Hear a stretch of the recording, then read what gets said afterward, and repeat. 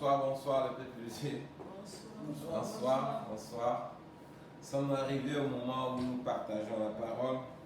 Comme d'habitude, nous allons continuer notre cours de ce soir. Comme c'est Dieu qui nous parle, nous sommes venus comme des élèves et entendre ce que Dieu va nous parler encore ce soir. Mais je conseille à chacun de nous de disposer son cœur afin d'écouter et de garder ce que Dieu va nous instruire encore ce soir. Alors, je vais appeler l'instrument que Dieu va utiliser ce soir, notre frère Simplice, pour que Dieu puisse vraiment nous communiquer au canal de sa vie. Au nom de Jésus, soyez bénis.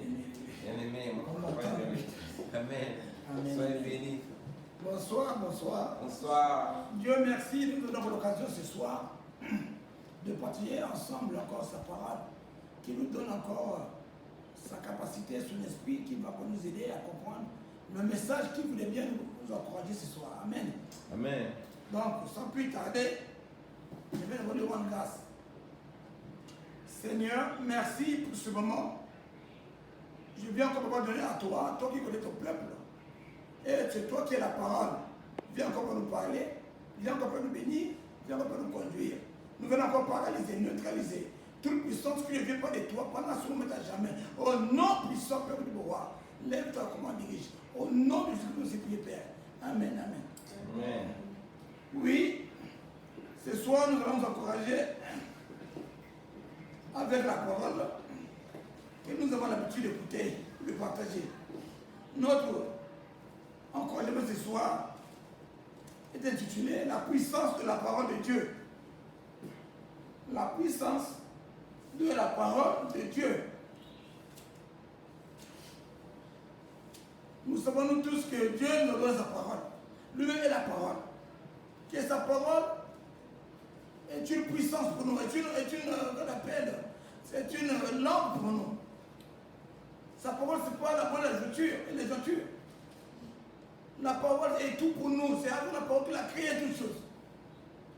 Si nous voulons recevoir quelque chose de la part de lui, c'est pas la parole. Mais comment nous voulons le faire? Nous allons lire sa parole. Nous thèmes de base. Ésaïe 55, le 11, verset 11.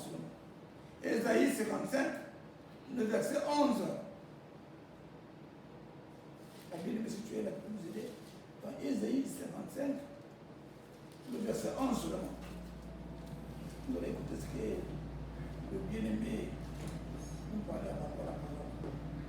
Ésaïe 55, verset 11.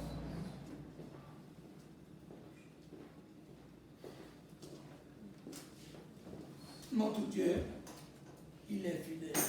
Tout ce qu'il a écrit, tout ce qu'il nous a dit, il finit par les accomplir.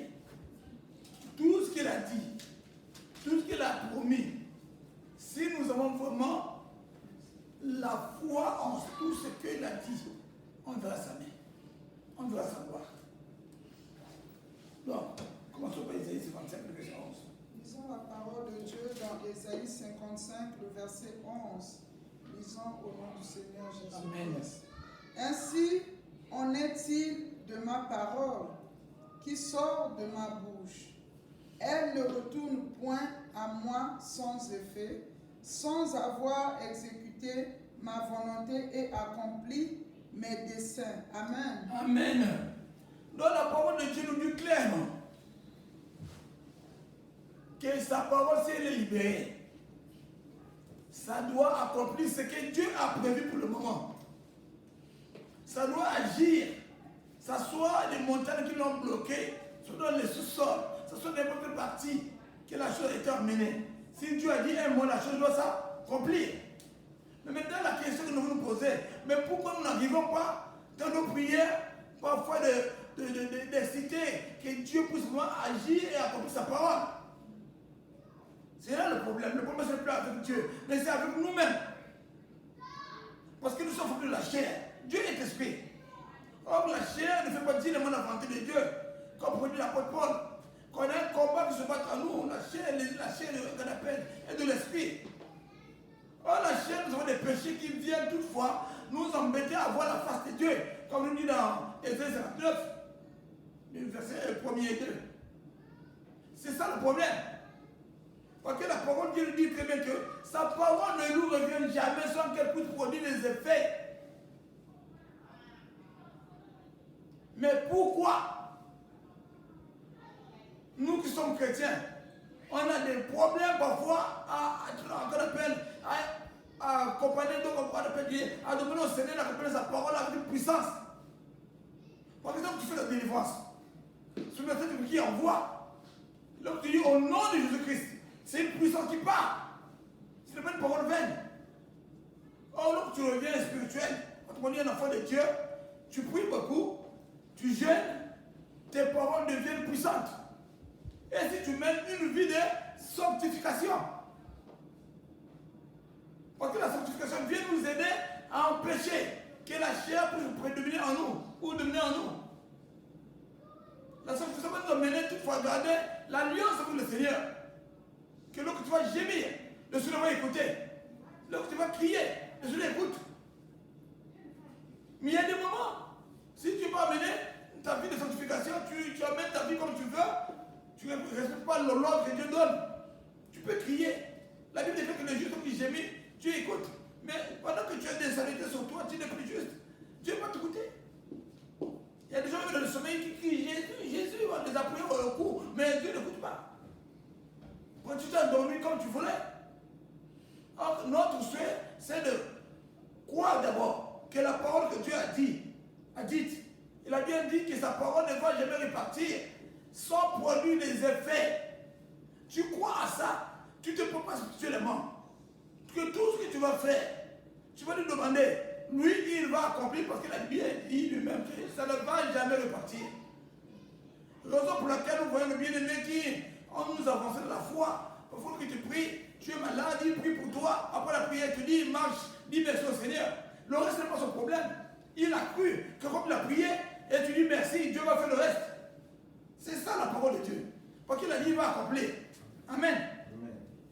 Donc ce soir, nous allons encourager que ce soit le sujet. Ne te vois pas que tu n'es pas chrétien, ou qu'on appelle. Tu n'es pas pasteur, tu n'es pas un responsable de l'église, ou dans la cellule, que Dieu ne te coûte pas. Non. Cherche à régler ta marche avec Dieu seulement. Cherche à être celui-là qui doit être parmi les justes que Dieu parle. Afin que tes prières, là où tu vas parler, Dieu va agir. Dieu va agir. Il va vraiment, qu'on appelle, qu'il va vraiment intervenir. Que Dieu soit loué. Hier, j'ai vu, j'ai vu le documentaire d'un serviteur de Dieu qui est entretenu, les disciples des Blancs sont venus nous voir. Les gens, beaucoup qui étaient venus voir dans son église, ils entretenaient comment Dieu travaille. Ah, il a donné l'exemple qui m'a vraiment frustré. Il a pris une soeur qui était là. Il a dit, prends ce qu'on appelle ce sac, ton sac que tu as là. Tu vas crier au nom de Jésus-Christ. Tu dis comme si tu es au milieu d'un danger. Il y a des voleurs de deux côtés, il y a deux voleurs. Il a pris deux frères. Il a dit, vous êtes des voleurs. Vous voulez voler ce sac. Là, il faut toi, tu sois là, de l'autre côté. Bon, la soeur que tu as pris le sac, tu dis seulement, au nom de Jésus-Christ, mon sac, vous voulez pas le voler. Maintenant, les voleurs vont venir prendre le sac. On va voir ce que Jésus-Christ va faire. Ici, il va t'exposer, il va te protéger. Mais bien aimé, la manière que ça s'est passé, vraiment, ça m'a fait peur. Non, non, que les frères là viennent, un qui vient d'abord pour toucher, il veut toucher, la soeur m'a dit, oh non, mais laisse-moi. Le frère tombe. L'autre ne veut pas, l'autre dit, tu viens, il dit, prends ton sac. L'autre il veut toucher, il dit, oh non, le frère là, ont fait tout comme ça, il ne peut pas. L'autre il nous ça. Et toi, l'autre il me montre quoi? Il nous montre que ça va montrer quoi? Ce ne sont pas les dieux que nous parlons par le papier. C'est la relation avec Dieu. Si tu es parti vraiment très tôt avec le Seigneur là, tu vas voir les créatures de Dieu. Dieu protège ses enfants. Dieu protège son peuple. Tous ceux qui lui font confiance. La soeur là était seulement assise. Elle était seulement une simple, je peux l'appeler, une simple chrétienne, croyante. Il est assis pour écouter la parole comme nous écoutons là. Moi, on a pris l'exemple, viens la soeur, viens ici, prends ton sac, dis au nom de Jésus, que mon sac ne soit pas volé. Dieu a fait des grandes choses. Donc, je ne vais pas aller loin pour ce que j'ai vu là, sinon j'ai vu beaucoup de choses qui vont vraiment fortifier dans la foi. Que donc, il faut continuer à chercher Dieu et Dieu va se manifester. Donc, c'est ce que nous sommes là pour la parole de Dieu. Que si tu prends la parole que Dieu te dit, que sa parole ne va jamais nous revenir sans qu'il produise les effets. Tu lui rappelles dans tes prières. Seigneur, mon problème là, regarde, tu as béni, si tu crois, tu as la gloire de Dieu. Moi, je prie en toi. Moi, je fais ceci pour toi, Père. Je veux que cette parole que tu as dit, qui ne doit jamais repartir, sans qu'on appelle pour des effets. Tu as dit dans ta maison, il n'y aura jamais une femme stérile. Tu insistes. Tu le feras. Pour que si ça parole, tu le rappelles. Amen. C'est la foi seulement qui nous manque. Parce que chaque secret de Dieu a son degré de la foi. Pour faire un événement qu'on appelle marcher les paralytiques, ce n'est pas un problème miraculeux parce qu'il y a des gens qui voient qu'ils font ça, que non, c'est ça qui en fait. C'est Dieu qui fait. Mais c'est toi seulement avec la relation que tu as avec ce Dieu-là. L'autre, tu dis le mot et Dieu va agir. Ce n'est pas toi. Amen. Nous allons écouter ce que le bien-aimé, ce que nous connaissons tous, le bien-aimé Jésus nous dit toujours dans 1:8. La parole là est pour nous vraiment toute la vie. Josué 1, verset 8, comme nous disons toujours. Comme c'est la parole, on va relire. La répétition de la parole de Dieu, ce n'est pas mauvaise. Nous devons faire confiance à ce que Dieu a écrit. Tu lis ça toutefois. C'est ce qui fait aussi que tu puisses grandir avec Dieu. Il y a des choses que tu n'avais pas compris avant, que tu vas pas comprendre. Si le frère et la soeur est prête, pour lire. Josué 1, 8. Lisons la parole de Dieu dans Josué 1, le verset 8. Lisons au nom du Seigneur Jésus. Que ce livre de la loi ne s'éloigne point de ta bouche. Médite-le jour et nuit pour agir fidèlement selon tout ce qui y est écrit. Car c'est alors que tu auras du succès dans tes entreprises. C'est alors que tu réussiras. Amen. On a bien dit selon ce qui était écrit.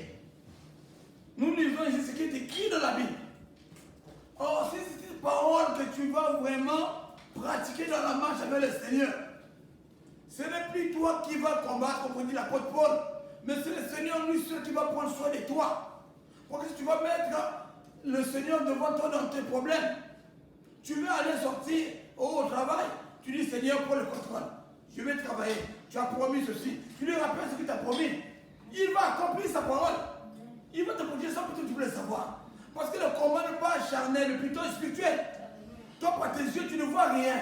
Toi, tu vois seulement, tu as pris la tenue physique, tu es là dans ta voiture, tu rentres dans ce qu'on appelle ta compagnie, tu veux t'asseoir, mais tu ne connais pas les camarades que tu pries, qu'est-ce qu'ils sentent ou qu'est-ce qu'ils ont préparé comme coup. C'est le Seigneur dans son amour qui peut te protéger. Amen. Il y a beaucoup entre nous qui ont été vraiment épargnés par le Seigneur sans le savoir. Mais ils se sont dit au Seigneur pour le contrôle de ma vie. Aujourd'hui, il parle. Celui qui nous avait pour qu'on avait piégé se demande comment je n'ai pas pu nous faire tomber le jour-là. C'est parce que c'est l'amour des yeux. Amen. Tu lui as fait confiance. Tu lui as donné encore la place dans ta vie. Tu as prononcé des paroles. Il a pris ces paroles et il les a fait accomplir. Comme il nous rappelle dans Psaume 121. Il est avec nous pour le départ et l'arrivée. Il est celui-là qui est avec nous. Donc tu lui rappelles ça. Je parle, Seigneur. Moi, je veux que tu m'accompagnes et tu me ramènes. Quand tu l'as dit dans ta parole dans Psaume 121, il le fera. Amen. Amen.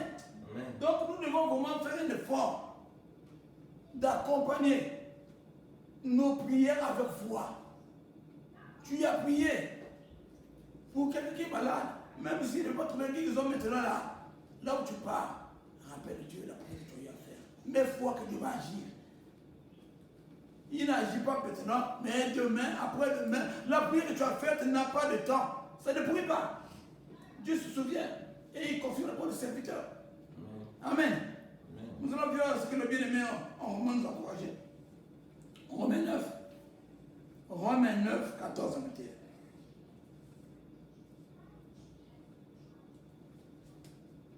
Notre Dieu est merveilleux. Nous devons lui faire confiance. Même si ça ne marche pas. Même si tes yeux te montrent la différence, ou qu'on appelle une autre chose différente par rapport à ce que toi tu croyais. Crois que ce que Dieu a dit dans ta vie finira par s'accomplir. Parce que toi tu ne marches pas par les yeux charnels. Toi tu marches par les yeux spirituels. Or qu'on explique, Dieu a des projets dignes de bonheur pour ses enfants. C'est ce qu'il a pourvu. Il a programmé pour toi. C'est ce qu'il va finir à accomplir. Amen. Romains 9, à partir du verset 14 au verset 21. Lisons la parole de Dieu dans Romains 9, de verset 14 à 21. Lisons au nom du Seigneur Jésus. Que dirons-nous donc? Y a-t-il en Dieu de l'injustice? Loin de là. Car il dit à Moïse, je ferai miséricorde à qui je fais miséricorde, et j'aurai compassion de qui j'ai compassion. Ainsi donc, cela ne dépend ni de celui qui veut, ni de celui qui court, mais de Dieu qui fait miséricorde. Car l'Écriture dit à Pharaon, je t'ai suscité à dessein pour montrer en moi ma puissance, pour montrer en toi ma puissance, et afin que mon nom soit publié par toute la terre. Ainsi, il fait miséricorde à qui il veut, et il endurcit qui il veut. Tu me diras, pourquoi blâme-t-il encore? Car qui est ce qui résiste à sa volonté? Or, l'homme, toi plutôt, qui es-tu pour contester avec Dieu? Le vase d'argile dira-t-il à celui qui l'a formé, pourquoi m'as-tu fait ainsi? Le potier n'est-il pas le maître? N'est-il pas maître de l'argile pour faire avec la même masse un vase d'honneur et un vase d'un usage vil? Amen. Amen. Pour nous ici, nous devons nous atteler seulement sur ce qu'il a parlé, il a bien dit, c'est lui qui avait suscité Pharaon pour faire montrer sa gloire. C'est-à-dire que le Dieu là, lorsqu'il fait quelque chose, c'est pourquoi nous, les humains, nous avons des problèmes. Lorsqu'on voit un type tel que Paul, on se dit, ah, comment Dieu là aussi va utiliser un instrument pareil.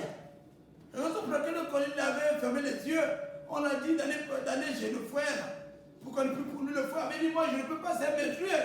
Ça c'est la chair. Mais pour Dieu, lorsqu'il a dit c'est la chose est pure, la chose est pure. Si Dieu a permis cela, il connaît pourquoi. S'il a permis que Pharaon puisse endurcir, faire tout ce qu'il avait eu à faire devant Moïse, c'est Dieu, comme le vient de dire, c'est lui-même qui voulait faire voir sa gloire. Toi, si ton problème, tu pourrais te dire, ah, mais moi je suis chrétien. Mais pourquoi cela peut m'arriver? Pourquoi moi je pourrais être formé jusqu'à ce niveau-là? Le Dieu n'existe pas. Je prie, je donne la dîme, je jeûne, je fais tout. Mais rien ne marche. Or, quelque part dans la Bible, je n'ai jamais vu là où Dieu fait des choses pour la gloire d'une personne seulement. Tout ce qu'il fait, c'est pour sa propre gloire. Donc c'est pourquoi il laisse, il permet, il excite même, il soulève même des situations parfois toi tu ne comprends pas. Pour que lui-même il passe en action. Parce qu'il veut faire voir qu'il est le Dieu que tu as choisi pour servir. Et que les gens doivent savoir. Pas tous les jours où tu viens, tu prends la Bible, tu dors bien, tu te rappelles bien. Comprenez bien cette de Dieu. Si tu ne veux pas être combattu, il faut rester dans leur camp. Soit dans le camp de Satan, et tu vas rester bien, tu vas boire, danser, faire la pagaille. Personne ne va te déranger. Mais si tu veux venir servir le Seigneur et chercher la gloire du Seigneur, attends-toi que tu vas chercher la face de Dieu d'une manière approfondie parce que Dieu travaille dans ses attaques-là. Parce que si Dieu te laisse comme ça, que tu as commencé à lui servir, tu es assis ou tu es assise, il n'y a rien, mais tu vas te dire que moi, donc, je suis seulement mon niveau, mon degré de la foi. Et là, donc, je ne peux plus forcer, ça va dire ce que j'ai fait. Mais il faudrait que tu travailles davantage. Lorsque Dieu te met ça, c'est pour te faire travailler. Tu peux te comprendre d'une manière approfondie. D'une manière encore vraiment assidue. C'est pourquoi Dieu permet. Il dit bien, il a cité Pharaon, c'est pour sa gloire. D'autres situations aussi, si tu peux continuer à chercher sa face, ce n'est pas lui qui va combattre, ce n'est pas lui qui va agir, mais c'est lui qui va agir à ta place. Amen. Qui peut combattre avec Dieu? Pharaon était une puissance dans les temps, comme nous avons les États-Unis aujourd'hui. Comme nous avons les États-Unis aujourd'hui, qui peut venir ici pour attaquer un cas d'appel pour se dire l'Ukraine d'abord avec Poutine. Donc ils avaient la puissance. Mais regardez un Moïse qui était élevé là-bas, qui même avait peur d'aller dans la mission pour délivrer le peuple. Mais Dieu a provoqué que Pharaon puisse vraiment souffrir devant quelqu'un qui n'avait même pas une armée. Il n'avait pas eu un bois. Un bois. C'est la même manière. Dieu fait des choses avec des trucs qui n'ont pas de valeur. Sur le plan de David, David est parti devant Goliath avec quoi? Avec une pierre. Goliath avec quoi? Donc Dieu n'a pas besoin de voir ta taille, ta grandeur, tes diplômes, ta force, le nombre de gens qui sont derrière toi pour faire quelque chose. Mais lui, c'est ta foi qu'il voit. Crois que lui, il est avec toi, qu'il est là pour t'accompagner et il va agir. Donc c'est ce que Dieu veut en nous. C'est sa parole que tu amènes. Il a dit à Moïse marche sur sa parole. Même le Moïse refusait, il lui a demandé le bois qu'il lui donnait, le calacar qu'il Moïse utilisait. Il a dit ce que tu as quoi? Fais ceci, fais cela. Lorsque Dieu Moïse faisait par sa parole, il voit les grandes choses.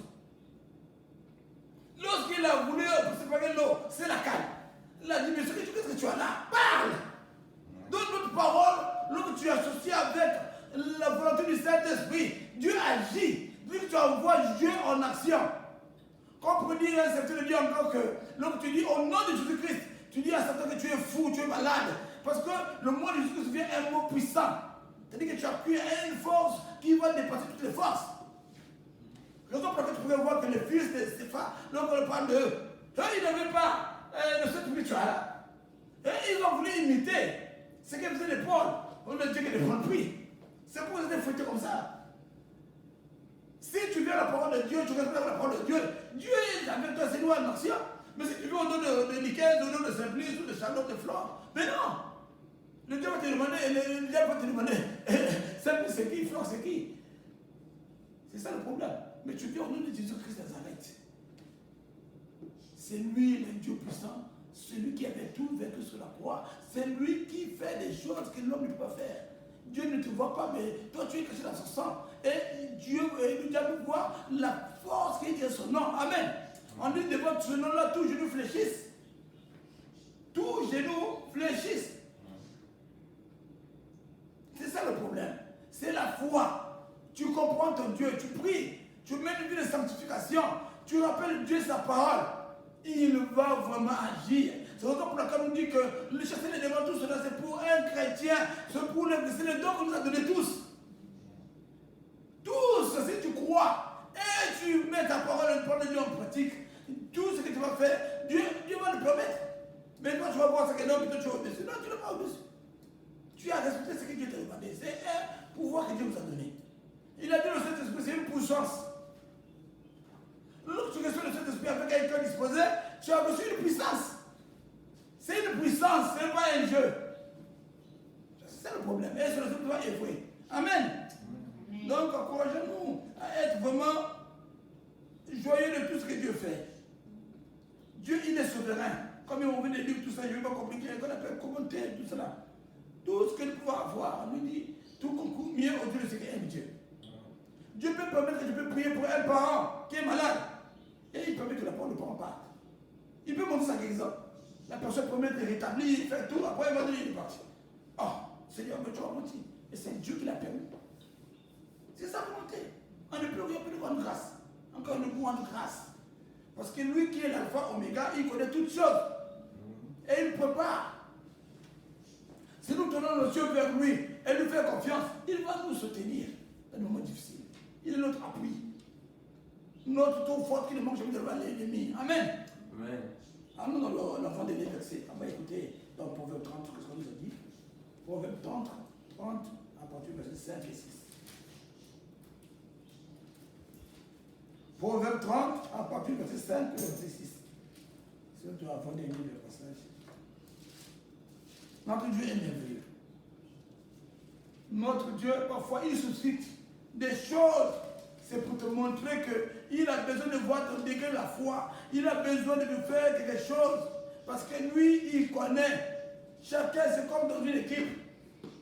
Si tu l'as choisi, tu es dans son camp. C'est lui qui est ton berger. C'est lui qui te protège. C'est lui qui te comprend, qui fait tout pour toi. C'est comme nous avons nos maisons, nos parcelles. Personne ne peut quitter sa parcelle là-bas pour venir faire le travail de ta parcelle. C'est ta parcelle. Tu es capable de lui dire, va, je n'ai pas besoin de toi. Qui t'a appelé? Tu peux exercer tes droits même dans le physique. C'est comme nous sommes chez Dieu. Satan ne peut pas aller là-bas pour rentrer le corps du Seigneur sans donner la permission. Parce que tu n'es pas celui qui l'appartient. Amen. Oui, Celui qui est prêt. Lisons Proverbe 30, à partir de versets 5 et 6. Lisons la parole de Dieu dans Proverbe 30, versets 5 à 6. Lisons au nom du Seigneur Jésus. Toute parole de Dieu est éprouvée. Il est un bouclier pour ceux qui cherchent en lui un refuge. N'ajoute rien à ses paroles, de peur qu'il ne te reprenne et que tu ne sois trouvé menteur. Amen. Amen. C'est bien dit, on peut dire encore que cette parole est une parole remplie de puissance. C'est-à-dire que ce que Dieu a dit, personne ne va le changer. Et Dieu connaît quel est le degré de la puissance qu'il a mis sur sa parole. Tu la prononces avec foi, avec assurance. Dieu va faire des grandes choses. N'ajoute pas, ne pas commenter les choses du chair que la paix de la chair. Crois que ce que Dieu a dit, c'est ce qui va s'accomplir. Parce qu'il a créé le monde, nous disons la parole très bien que non, c'est pas la parole. Il a dit la chose est fut. La chose est fut. Donc, nous devons faire des grandes choses, à faire confiance, nous demandons à Dieu d'intervenir dans un cas de maladie, dans un cas de problème, n'importe quel problème. Ce que tu es là, tu dois d'abord te considérer comme étant un simple instrument. Un simple. Tu n'as pas de valeur qu'on appelle que tu vas te donner toi-même. Tu lui dis, Seigneur, tu avais dit, si tu crois, tu feras la gloire de Dieu. Tu as dit, nous allons guérir les malades.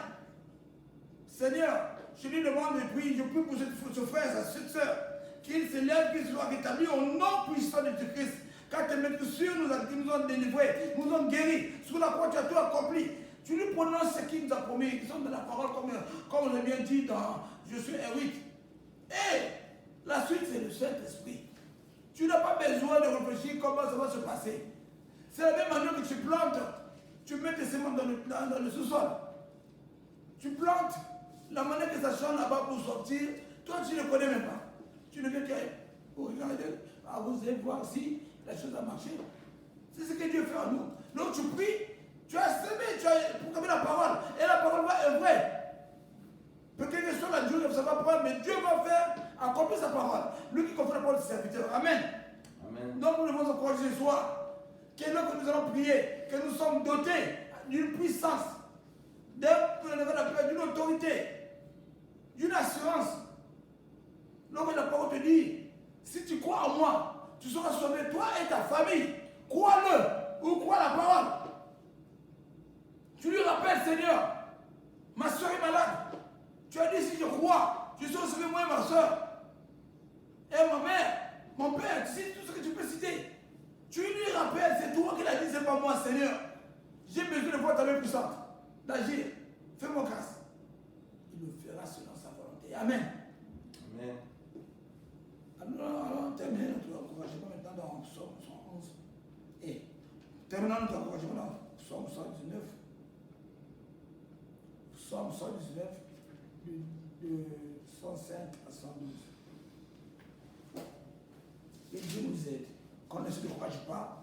Qu'on continue à marcher avec le Seigneur. Que ça ne marche pas. Que ce que tu as en train de demander depuis, ça ne vient pas. Sachez-le que si tu insistes, si tu le rappelles, dans sa volonté, dans sa parole, parce que sa parole, c'est sa volonté, tu lui rappelles ça, il va agir tôt ou tard. C'est pourquoi j'ai l'habitude de dire, il va te surprendre. Parce que nous qui va agir, ça ne sera pas ton moment, c'est son moment. Ce n'est pas ton temps que Dieu va utiliser, c'est le temps de Dieu. Et tu vas voir la puissance de Dieu va se manifester. Amen. Amen. Donc, on lit Psaume 119 à partir du verset 105, 112 à 112. 105 à 112. Yeah. Lisons la parole de Dieu dans Psaume 119, le verset 105 à 112. Lisons au nom du Seigneur Jésus. Ta parole est une lampe à mes pieds et une lumière sur mon sentier. Je jure et je le tiendrai. J'observerai les lois de ta justice. Je suis bien humilié. Éternel, rends-moi la vie selon ta parole. Agrée, ô Éternel, les sentiments que ma bouche exprime et enseigne-moi tes lois. Ma vie est continuellement exposée et je n'oublie point ta loi. Des méchants me tendent des pièges et je ne m'égare pas loin de tes ordonnances. Amen. Tes préceptes sont pour toujours mon refuge, mon héritage, car ils sont la joie de mon cœur. Amen. J'incline mon cœur à pratiquer tes statuts, toujours jusqu'à la fin. Amen. Amen. Ça, c'est le bien-aimé David qui veut nous rassurer encore ce qu'est la parole pour lui. Malgré les tribulations, malgré les pommes qu'il a à boire, mais lui, il sait qu'il ne veut pas s'écarter de la parole. C'est ce qui lui procure la joie, ce qui lui donne la force, ce qui lui donne encore le chemin à suivre. Lorsqu'il a dit qu'il ne veut pas s'écarter des préceptes, les préceptes sont quoi? Les commandements que Dieu a demandé là. Tout ce que la parole nous a, qu'on appelle, encourager à respecter. Ne pas aller pécher, ne pas aller faire des choses qui vont t'amener loin du Seigneur. Continue à faire du bien malgré que les choses ne soient pas comme tu le penses. Et Dieu sera de ton côté toujours. Amen. Amen. C'est pourquoi David veut nous encourager ce soir. Mon frère, ma soeur, aie confiance en ce Dieu que tu as, Anamabel, choisi. Fais confiance dans tout ce qu'il t'a donné comme promesse. Lui qui obéit sa parole, il finira par accomplir sa parole dans sa vie, sa volonté dans ta vie. David a parlé parce qu'il n'est pas quelqu'un qui a dit qu'il n'a pas eu de problème. Il a bien dit même dans les tribulations, dans les persécutions, quoi. Ça veut dire qu'il était parfois des moments là où il était vraiment dans l'incompréhension totale. Mais il a fait comme Job, je pourrais dire. Il a dit, malgré ce que je vois, malgré ce que je vois comme attaque, mais je sais que cela ne peut pas m'accorder ce que tu as promis pour moi qui est le meilleur. Ta parole, c'est là où j'ai la joie, j'ai l'assurance. Le monde, bon, je pourrais le dire encore que le monde pourrait t'abandonner, ta mère pourrait t'abandonner, tout ce qui peut t'abandonner, mais si la parole de Dieu est avec toi, toi tu es plus joyeux, plus bien, plus mieux parce que Dieu procure tout. Il connaît ce qui te fait plaisir. Celui qui te met vraiment joyeux. Tu dis que tu n'as pas de travail, mais tu te sens vraiment comme plus qu'un travailleur. Tu n'as pas beaucoup d'argent, mais tu sens plus qu'un milliardaire. C'est ce que Dieu fait. Dieu nous connaît avec toi. Il comme tout ce que tu cherches. Raison pour laquelle on dit souvent de chercher le royaume des cieux. Et le reste, c'est par-dessus. Même s'il n'a pas encore touché, mais lui, par l'esprit, il va te rassurer que toi, tu en auras tout ça et tu en as déjà. Il ne faut pas t'inquiéter pour ça. La voiture là, mais non, tu en as déjà. C'est ce que Dieu fait. C'est pour t'enlever quoi? L'envie. Parce qu'il y a des gens qui ont envie même seulement pour un rien. L'autre a une manioc, tu vois ça, avoir la haine, pourquoi il va manger du manioc. Mais quoi? Il a prié, Dieu l'a prié pour la journée. Demande à Dieu, Dieu fera autre pour toi. La journée c'est comme ça, la vie c'est comme ça. La vie c'est comme nos pieds, je dis toujours, un pied va devant, un pied derrière, un pied devant, un pied derrière. C'est ça, il y a un moment que tu es un peu malade, tu es un peu bien portant, il y a un moment que tu ne comprends plus rien. Mais crois que ton Dieu là est toujours là, ses yeux sont sur toi. Fais du bien comme a dit le David. Continue à marcher dans la quête de Dieu. Continue à obéir à la parole de Dieu. Ne chavire pas. Ne va pas à côté que je vais maintenant aller pour des raccourcis pour être mieux. Non. Continue à faire la voie que tu as choisie. Le Dieu là. S'il t'a dit que tu sois serviteur, son serviteur, il va vraiment t'utiliser. Il t'utilisera tôt ou tard, pas son temps. Tu n'aimes pas ton temps, mais c'est pas son temps. On va parler de toi par rapport à ce que Dieu a promis pour toi. Car ta parole ne ment pas. Amen. Donc nous allons remercier le Seigneur pour son encouragement. Seigneur, merci Père pour ce moment, toi qui nous as encore fait du bien, Père, d'écouter encore tes paroles ce soir. Tu veux encore me faire réjouir. Donc j'ai écouté encore le bien-aimé David pour parler concernant du bien que fait ta parole dans son cœur. Que malgré le moment qu'il traversait, mon Dieu, il a su garder tes commandements, Seigneur. Alors ce soir, nous qui sommes là, Père, mon Dieu, nous avons besoin d'avoir le même comportement que le bien-aimé nous a encouragé. Seigneur, nous voulons être joyeux de ta parole, remplis de ta joie, ta paix, ton amour, ta grandeur, parce que c'est ta parole qui est tout pour nous, mon Dieu. Qu'on pourrait dire au Père en Josué 1:8 que ta parole de nos entreprises nous font prospérer, nous font du bien, Seigneur, mon Dieu. Papa, merci. Merci pour ta bonté, ton amour. Merci pour ta parole qui nous accorde, Père, mon Dieu, encouragé à compter sur toi. À toi, on dit, Père, la gloire, l'honneur, la puissance, la sa majesté. Au nom de Jésus, nous aussi prions, Père. Amen, amen.